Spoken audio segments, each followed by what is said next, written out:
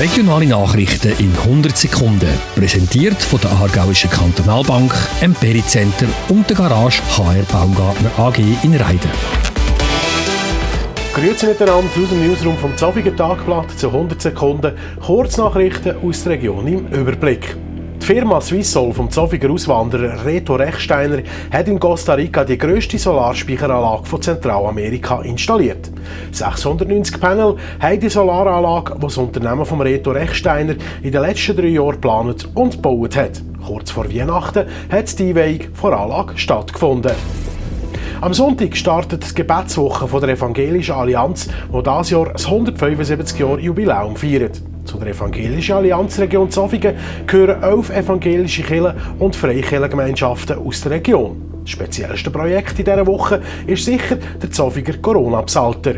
160 Freiwillige sind gesucht, die je einen Psalm von Hand abschreiben. Nach Abschluss der Aktion wird das Ganze zu einem Buch gebunden und der Stadtbibliothek Zofingen übergeben.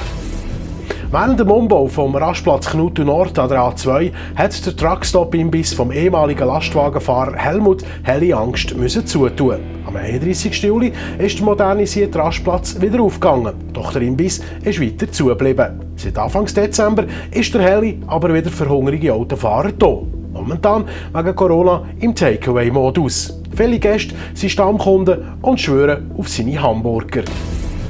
Beim Aargauischen Fußballverband nimmt man die vom Bundesrat geplante Verlängerung der Massnahmen im Kampf gegen die Corona-Pandemie bis Ende Februar gelassen her. Gemäss AFV-Geschäftsführer Hannes Hurter stellt selbst eine Wiederaufnahme der Amateurmeisterschaft im April kein Problem dar. Mehr zu diesem Thema und weitere News aus der Region gibt es in der gedruckten Ausgabe vom ZT und natürlich auf zofigertagblatt.ch. Ade miteinander.